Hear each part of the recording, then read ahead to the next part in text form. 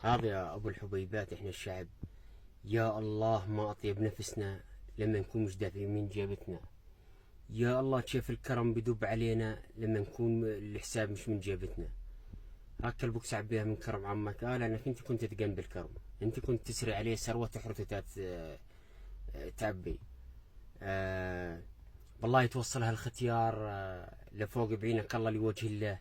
زمش اللي هاي بدها باثنين بليرتين ديزل. لا يا زلمه اخصم له، خصم له، لا يا زلمه بدك تخصم له. ما انت مش دافع من جيبتك، لا لا لا، ما أنا بدك تخصم له، ما انت دافع عشاني يا زلمه، عشان اخصم له. ما انت مش خسران من جيبتك. لا يا زلمه والله بدك تساوي من سفجاج. يا زلمه وضل حدا يساوي من سفجاج من بده لحمه. يا زلمه يا زلمه كيف بدك تساوي من سفجاج وضل حدا تعزرش علينا يا زلمه من سف لحمه. ما انت مش دافع من جيبتك.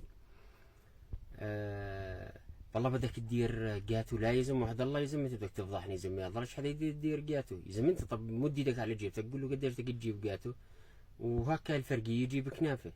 بس كرم يا الله ما كرمنا على حساب غيرنا. بالله طلبك ب10 ليرات، لا يا زلمة بالله طلب منك 10 ليرات، لا يا زلمة.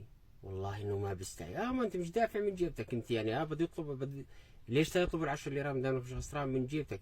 ما دام منك انت يعني نفسك طيبة وبتسولف على 10 ليرات. يا اخي ليش ما تقول له خلص هاك ال10 ليرات من جيبته وانت روح سده. بس خلص يلا ما كرمنا على حساب غيرنا يا الله.